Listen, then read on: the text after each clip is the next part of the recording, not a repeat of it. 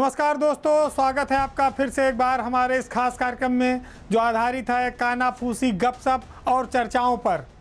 तो इस बार उत्तर प्रदेश में लोकसभा चुनाव के बाद ब्यूरोक्रेसी और सरकार में क्या हलचल है, इस पर तमाम खबरों के साथ फिर मैं हाजिर हूं। तो चलिए शुरू करते हैं पावर सेंटर।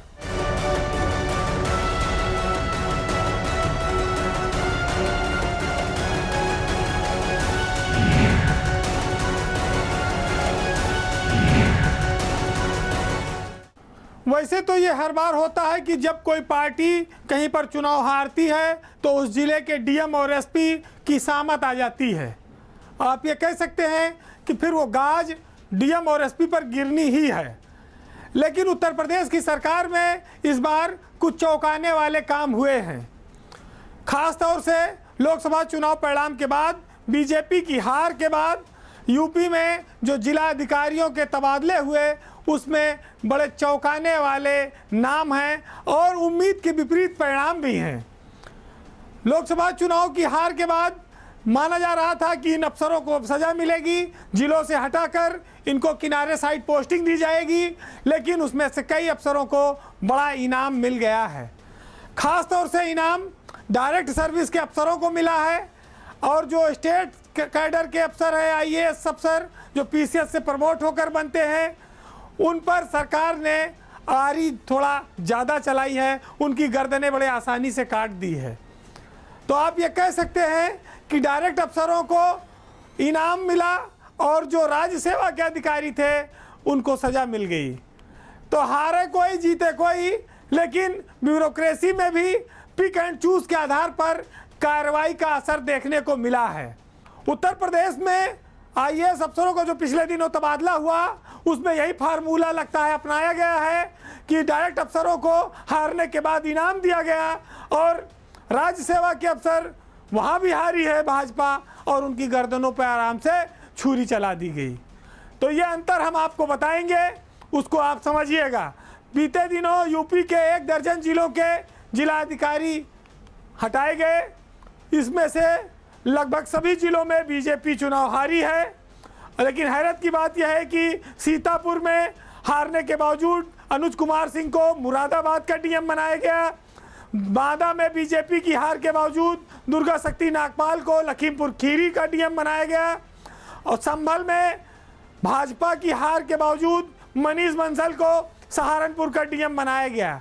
यानी कि बड़े बड़े और जिले दिए गए, एक तरह से कहा जाए तो इनाम दिया गया। इनाम सरकार क्यों किस आधार पर दे रही है ये तो तय करने वाले लोग जाने। लेकिन सहारनपुर में डीएम थे दिनेश चंद्र, मुरादाबाद में डीएम थे मानवेंद्र सिंह, ये सब लोग स्टेट कैडर के अच्छे अफसरों में हैं। हटाने वालों में आंध्रा वामसी एक ऐसे जिलाधिकारी हैं जो डायरेक्ट सेवा के हैं। बस्ती में डीएम थे, वहाँ भी बीजेपी हारी है। तो इकलौते उनका नाम कहा जा सकता है कि उनको सरकार ने किनारे किया। बाकी अनुज सिंह को, दुर्गा शक्ति नागपाल को, मनीष बंसल को, इन लोगों को सरकार ने बड़ा ओहदा दिया, बड़ा सम्मान दिया है। तो जिलों को देने में ये किस तरह से पैमाना रखा गया, कैसे तय किया गया। स्टेट सर्विस के अफसर सब लखनऊ सेंट कर दिए गए, विभिन्न विभागों में डायरेक्ट अफसर बड़े बड़े जिलों में डीएम बनकर पहुंच गए। कासगंज में मेघा रूपम डीएम बनी है और मनीष बंसल जो संभल में डीएम थे वो उनके हस्बैंड हैं और अब दोनों बगल के ज़िले में आ गए, सहारनपुर और कासगंज बगल बगल में। और आपको एक जानकारी ये भी होनी चाहिए कि मेघा रूपम के पिता भारत निर्वाचन आयोग में इस समय चुनाव आयुक्त हैं। इन तबादलों में चर्चा इसी बात को लेकर है कि हार के बावजूद लोगों को बड़े जिले क्यों दिए गए, उनमें क्या खूबी थी और जो स्टेट सर्विस के अफसर थे उनको अपना पद क्यों गंवाना पड़ा। सरकारें अक्सर ये देखा जाता रहा है कि जब ऐसी कार्रवाइयाँ करती हैं तो लगभग सब पर एक समान कार्रवाइयाँ करती हैं। लेकिन बीजेपी में कई बार बड़ा असमंजस दिखता है और ये भी दिखता है कि दिल्ली और लखनऊ के बीच जिसका कनेक्शन भारी पड़ता है वो अपना पद बचा ले जाता है। हालांकि कहने को डबल इंजन है, लेकिन स्वाभाविक है कि जो इंजन आगे होगा वही गाड़ी को खींचेगा, पीछे वाला इंजन तो तब काम आता है जब आगे वाला खराब हो जाए। अब बात एक ऐसी खबर की जो पूरी दुनिया में बड़ी मशहूर है और भारत में इस उम्मीद से लाई गई थी, खास तौर से उत्तर प्रदेश में, कि इससे यूपी का बहुत नाम होगा, सम्मान बढ़ेगा, निवेश आएगा। ये खबर नोएडा के इलाके से है, जहां अफसरों ठेकेदारों के गठजोड़ ने दुनिया की सबसे प्रसिद्ध मोटरसाइकिल रेस, जिसको मोटो जीपी के नाम से जाना जाता है, उसमें भी बहुत लंबा पलीता लगा दिया है, बहुत लंबा खेल कर दिया है। और आप इसे एक तरह का बहुत बड़ा घोटाला भी कह सकते हैं, जिसने उत्तर प्रदेश और भारत दोनों की साख पर एक बड़ा डेंट लगाया है। पहले हम आपको बताएं कि ये मोटो जीपी रेस का मामला है क्या।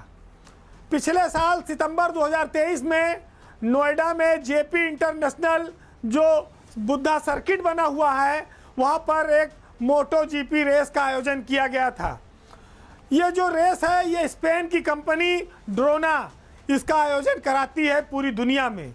जब भारत में इसके कराने की बात आई थी तो एक कंपनी निकली, फेयर स्ट्रीट स्पोर्ट कंपनी, जिसको यहाँ पर इसका ड्रोना के द्वारा एमओयू हुआ और काम कराने का ठेका दिया गया। लेकिन चूंकि ये आयोजन बहुत महंगे होते हैं, बिना राज्य सरकारों के सहयोग के नहीं हो सकते, तो 150 करोड़ के लगभग इस मोटो जीपी को कराने में खर्चा आता है रुपए का। और इसके लिए उत्तर प्रदेश की सरकार ने सहमति दी थी, बहुत सारी अथॉरिटियों से पैसे की व्यवस्था कराई गई थी। चूँकि भारत में ये पहली रेस होने वाली थी और उत्तर प्रदेश देश का इकलौता ऐसा राज्य है जिसने इस रेस को कराने का जिम्मा लिया था। इसका बहुत प्रचार प्रसार हुआ था और जेपी इंटरनेशनल जो सर्किट है, बुद्धा सर्किट, वहाँ पर इसका आयोजन कराया गया था। मुख्यमंत्री ने इसका उद्घाटन किया था। तमाम सारे औद्योगिक विकास मंत्री, प्रमुख सचिव, इन्वेस्ट यूपी के अधिकारी और उत्तर प्रदेश के 2 दर्जन से ज़्यादा आईएएस अफसरों के परिवार और तमाम सारे उद्योगपति और दुनिया भर के लोग इस कार्यक्रम में आते हैं। लेकिन घोटाला और समस्या क्यों आई 1.5 साल बाद? मामला खुला तब जब धीरेन्द्र सिंह जो जेवर के विधायक हैं, इन्होंने एक पत्र सरकार को लिखा कि साहब ये जो मोटो जेपी रेस हुई थी, इसमें जिसने रेस कराई थी इसने तो किसी का पैसे नहीं दिया, 50 करोड़ रुपए का बकाया छोड़ के भाग गया। और जेपी इंटरनेशनल जो ट्रैक है उसका भी 20 करोड़ रुपया अलग से किराया होता है, वो भी किराया नहीं मिला है। तब ये खुलासा हुआ, हंगामा मचा। मुख्यमंत्री कार्यालय को भी उन्होंने दिया, यमुना अथॉरिटी को भी दिया, चूंकि यमुना अथॉरिटी ने इसका आयोजन कराया था। तब पता चला कि ये फेयर स्ट्रीट कंपनी जो है ये लखनऊ में किसी पते पर विकास खंड में ये दर्ज है। जब वहाँ गई हमारी टीम तो वहाँ पर खाली एक थी स्टूल, एक थी मेज मिला, कंपनी का एक कागज़ के चिपक, कोई आदमी नहीं, कुछ नहीं। 150 करोड़ का आयोजन कराने वाली कंपनी के लखनऊ में एक कमरे का ऑफिस तक नहीं है, ना एक आदमी है, एक थी मेज रखी है। लोगों के कान खड़े हो जाएंगे, स्वाभाविक है। कंपनी के जो सीईओ हैं वो है पुष्कर नाथ। सरकार ने यह तय कर दिया कि मार्च 2025 में हम ये रेस फिर कराएंगे और 150 करोड़ की व्यवस्था भी शुरू हो गई। लेकिन इसी बीच ये विस्फोट हो गया कि भैया ये तो कंपनी पैसा ही नहीं दिए चुका, ये भाग गई। किसी का कुर्सी का पैसा बकाया है, किसी के ट्रैक का पैसा नहीं दिया है, सफाई का नहीं दिया, प्रचार प्रसार का नहीं दिया। तो ये तमाशा हुआ क्यों? इससे फ़ायदा क्या है यूपी को? जब अफसरों और सरकार से पूछा गया तो कहा गया फ़ायदा कोई नहीं है, खाली दुनिया में यूपी का नाम होगा, इसके लिए ये रेस कराई जाती है। हालांकि जब रेस कराई गई थी 2023 में, तब ये कहा गया था कि इस रेस से ही 250 करोड़ रुपए का निवेश मिल जाएगा। अगर मिला होता तो 50 करोड़ रुपया वेंडरन के और 20 करोड़ रुपया जेपी वालों का ये कंपनी देती। पता नहीं कितना वसूले और कितना खाए और कितना खर्च किए और कितना लेके भाग गए, यही नहीं क्लियर हो पा रहा है। इसके अलावा जब रेस होगी तब होगी। अब की बार उत्तर प्रदेश सरकार के लिए नया घोटाला ना हो, इससे उनको बचना है। जब आईडीसी मनोज सिंह से पूछा गया तो वो कह रहे हैं कि अब की बार हम किसी कंपनी पर नहीं, ओपन टेंडर से कराएंगे काम, जिससे कि कम से कम सम्मान बचा रहे। अब ड्रोना कंपनी बैठी है स्पेन में, उसने कहा कि पहले 80 करोड़ हमें नगद चुकाओ तब हम आएंगे इंडिया में गेम कराने के लिए। जेपी वाला कह रहा है पहले 20 करोड़ रुपया हमें दो ट्रैक का किराया, तब हम देंगे आपको।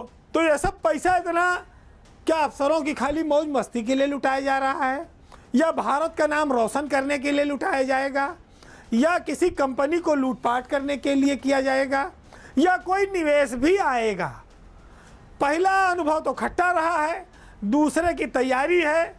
देखिए, एक ठोकर खाकर अभी संभले नहीं हैं, अब दूसरी ठोकर खाने की फिर तैयारी है, और फिर क्या बदनामी होगी। धीरेंद्र सिंह तो चिट्ठी लिख ही चुके हैं।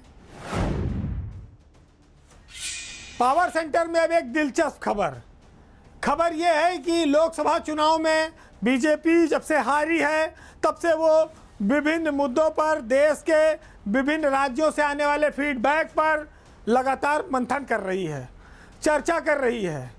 अब एक बहुत चौंकाने वाला खुलासा हम आपके सामने रखने जा रहे हैं, जो भाजपा के मंथन में सामने आया है, बाहर निकल कर आया है। वो मामला ये है कि बीजेपी को अब ये लगता है कि विभिन्न राज्यों में जो डिप्टी सीएम का पद है, इस पद से भी भाजपा को काफ़ी नुकसान हुआ है। ये बहुत इम्पॉर्टेंट खबर है कि बीजेपी ने 2017 में जब उत्तर प्रदेश में सरकार बनाई थी तो सबसे पहले यूपी से डिप्टी सीएम बनाने की परंपरा शुरू हुई। उसके पीछे जातीय हितों, समीकरणों को साधना, समाज को एक मैसेज देना भी था। लेकिन 10 साल बाद भाजपा के लिए ये डिप्टी सीएम का पद अब काफ़ी भारी पड़ रहा है। देश में अगर आप देखेंगे तो इस समय लगभग 22 डिप्टी सीएम हैं। खास तौर से जहां भाजपा के शासित राज्य हैं वहां पर अकेले 18 डिप्टी सीएम, उप मुख्यमंत्री बीजेपी के हैं पूरे देश में। लेकिन जो लोकसभा चुनाव के नतीजों की समीक्षा हुई है उसमें यह बात सामने आई है कि अत्यधिक डिप्टी सीएम बनाने से भाजपा का खेल बिगड़ गया है। हर राज्य में पार्टी के कई पावर सेंटर खड़े हो गए हैं, जिसकी वजह से संगठन की एकजुटता प्रभावित हुई है। संगठन में और सरकार में हर जगह पार्टी के अलग अलग धड़े बन गए। कार्यकर्ताओं के और नेताओं की वफादारी जो है वो संगठन से ज़्यादा व्यक्तिगत लोगों के लिए हो गई, जिसकी वजह से बीजेपी को हार का सामना करना पड़ा है। भाजपा अब डिप्टी सीएम पद की पूरे देश भर में समीक्षा कर रही है। कुछ समय पहले तक ये पद सोशल इंजीनियरिंग के तहत भाजपा के लिए एक बड़ा हथियार साबित हुआ था, जब वो राज्यों में अलग अलग जातियों के लोगों को डिप्टी सीएम बनाकर उनकी बिरादरी को अपने साथ ला रही थी, उनका वोट खींच रही थी। लेकिन अब वह पासा उल्टा पड़ता नजर आ रहा है, और उत्तर प्रदेश में भी इसी वजह से एक बार एक परिवर्तन हुआ था कि पहले 2017 में केशव प्रसाद मौर्य और दिनेश शर्मा यहाँ डिप्टी सीएम थे, और 2022 का जब चुनाव हुआ तब दिनेश शर्मा की जगह ब्रजेश पाठक को उत्तर प्रदेश का नया मुख्यमंत्री बनाया गया। प्रधानमंत्री नरेंद्र मोदी के नेतृत्व में केंद्रीय कार्यालय पर बीजेपी में इस बात को लेकर लंबी चर्चा हो चुकी है, और इस मामले में मध्य प्रदेश, राजस्थान, छत्तीसगढ़, बिहार, उत्तर प्रदेश, ये जितने बड़े राज्य हैं, इन राज्यों में जो ये पैटर्न दोहराया जाता रहा लगातार, इस पर काफ़ी बहस हुई है। अब लोकसभा चुनाव के बाद बीजेपी ये मानती है कि अब उसके लिए ये पद लाभदायक नहीं रह गए हैं। पार्टी की शीर्ष नेता ये मानते हैं कि समय के हिसाब से ये एक प्रयोग किया गया था, अब इस प्रयोग के फायदे ज़्यादा नहीं बचे हैं, अब इसमें बदलाव की ज़रूरत है। भाजपा का शीर्ष नेतृत्व इस बात पर सहमत है कि डिप्टी सीएम की जो व्यवस्था है वो गठबंधन वाले राज्यों के लिए तो ठीक है, लेकिन जहां पर बीजेपी की पूर्ण बहुमत की खुद की सरकार है वहां के लिए अब यह व्यवस्था उपयोगी नहीं रह गई है। गठबंधन वाले राज्य में दोनों दलों के बीच सामंजस्य बिठाने के लिए डिप्टी सीएम और सीएम के पद में तालमेल होना जरूरी है, लिहाजा वहाँ पर तो ये व्यवस्था उचित मानी गई है। क्या देने पर क्या मिला है, इन पदों की उपयोगिता क्या है, किन राज्यों में कितना है, इन सब पे समीक्षा हो रही है। खाली विधायक ने नहीं साथ दिया, संविधान का मुद्दा जोर पकड़ गया, आरक्षण खतरे में है जोर पकड़ गया, जातीय समीकरण गड़बड़ा गए, इन वजहों से हम चुनाव हार गए। ये सब के साथ साथ भाजपा इन शीर्ष पदों को लेकर भी कारणों पर भी मंथन कर रही है। मुख्यमंत्री और उप मुख्यमंत्रियों के बीच में विरोधाभासी स्थितियां कई बार देखने को मिलती रहती हैं।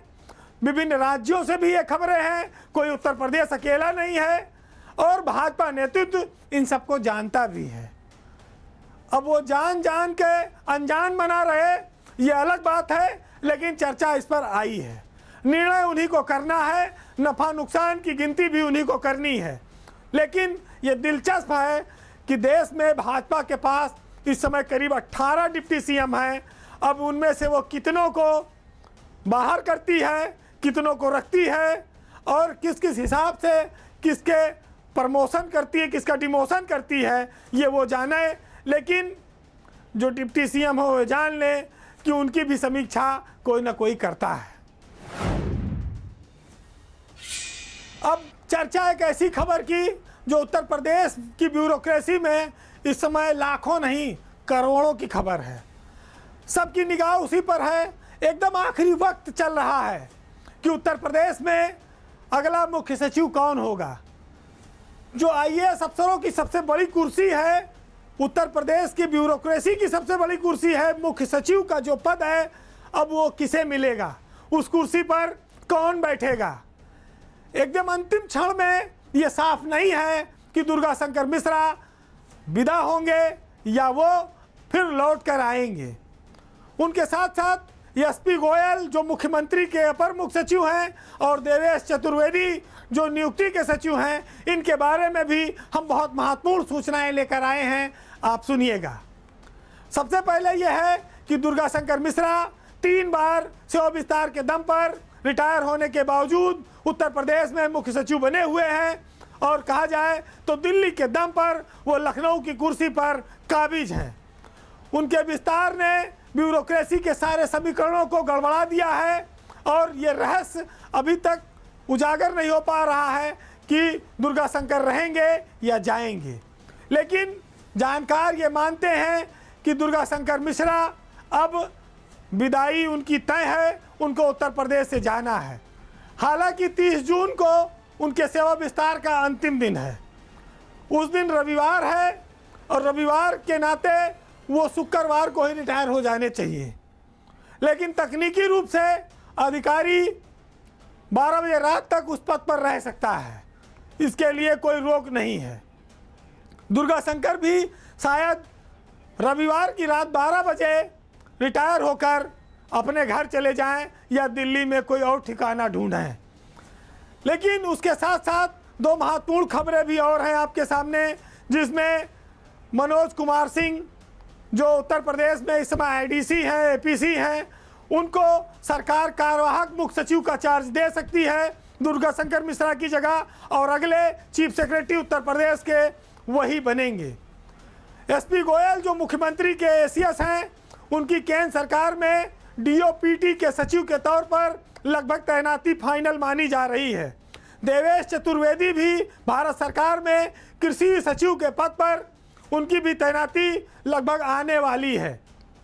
यानी कि एसपी गोयल भारत सरकार में कार्मिक मंत्रालय में डीओपीटी में जा सकते हैं और देवेश चतुर्वेदी कृषि मंत्रालय के सचिव बनाए जा सकते हैं। ये 2 महत्वपूर्ण खबरें इसलिए हैं कि डीओपीटी में 30 जून को ही राधाश चौहान जो सचिव थी वो रिटायर हो रही हैं और कृषि सचिव भारत सरकार भी 30 जून को ही रिटायर हो रहे हैं।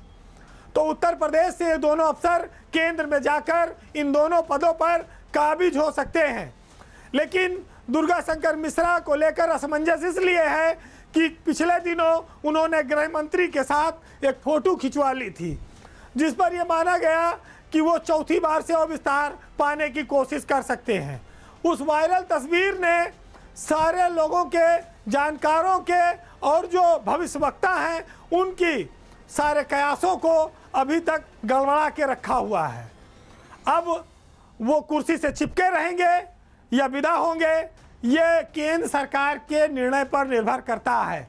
लेकिन वो रिकॉर्ड चाहे जितना बना लें, अगर 30 तारीख तक कोई निर्देश नहीं आया तो साफ है कि मुख्यमंत्री मनोज कुमार सिंह को कार्यवाहक मुख्य सचिव का जिम्मा सौंप देंगे। जब लोकसभा चुनाव खत्म हो गया, बीजेपी उत्तर प्रदेश में करारी तौर पर हार चुकी है, तो ऐसे में इन अफसरों को बार बार सेवा विस्तार देकर क्या औचित्य साबित किया जा सकता है, इस पर भी जवाबदेही होगी। दुर्गा शंकर मिश्रा के जुगाड़ को देखते हुए फिलहाल इसीलिए कोई दावा नहीं कर पा रहा है, लोग डरते हैं। लेकिन ये साफ है कि जिस दिन भी इनको जाना हुआ उस दिन 1988 बैच के मनोज कुमार सिंह ही उनका चार्ज लेंगे। और दुर्गा शंकर मिश्रा का अगर 1% भी कार्यकाल बढ़ा तो मनोज कुमार सिंह का कैरियर भी खत्म हो जाएगा। खत्म तो बहुतों का हो जाएगा, लेकिन जो पिछले 1 साल से इंतजार कर रहे हैं इस पद के लिए, जो मुख्यमंत्री की पसंद है, जो उत्तर प्रदेश में कहा जाए रिजल्ट ओरिएंटेड अफसर के तौर पर पहचान रखते हैं, अगर उनको मौका नहीं मिला तो ये परंपरा उत्तर प्रदेश के लिए एक अभिशाप बनेगी। और आने वाले वक्त में बीजेपी को भी इस बात के लिए जवाब देना पड़ेगा कि जब तुम सत्ता में थे तो तुम कितनी मनमानियां करते थे, कितना अफसरों को सेवा विस्तार देते थे। मायावती एक टी राम को जब सेवा विस्तार देती थी तो ये बीजेपी कुर्ता फाड़ कर सड़क पर उतरकर हंगामा करती थी कि नीचे के अफसरों का हक मारा जा रहा है, चहेते लोगों को सेवा विस्तार दिया जा रहा है। और यूपी में तो इंजीनियर या कोई छोटा मोटा अफसर नहीं, चीफ सेक्रेटरी को 3-3 सेवा विस्तार मिल चुका है। तो ब्यूरोक्रेसी में एक बहुत बड़ा उठापटक, तूफान, परिवर्तन आने वाला है, तस्वीर बदलने वाली है। बस कुछ समय की बात है, आप निगाह गड़ाए रखिएगा और देखिएगा जो कहा है वो कितना सच साबित होता है। हालांकि जिसको आप बहुत उम्मीदों से चुनते हैं वही आपको एक दिन धुनते हैं। क्यों? क्योंकि जो बहुत वसूलों की बात करते थे वो सब नियम कानून को रौंदने पर आमादा हैं। आज निदा फाजली की उसी गज़ल की कुछ लाइनों के साथ समापन होगा, सुनिएगा कि जिससे उम्मीद रहती है वो कैसा व्यवहार करता है। कि तुमने बदले हमसे गिन गिन के लिए, हमने क्या चाहा था तुमको इस दिन के लिए। मिलन का दिन और इतना मुख्तसर दिन गिने जाते थे क्या इस दिन के लिए, और वो नहीं सुनते हमारी क्या करें, मांगते हैं हम दुआ जिनके लिए। और चाहने वालों से अगर मतलब नहीं तो आप फिर पैदा हुए किनके लिए। नमस्कार।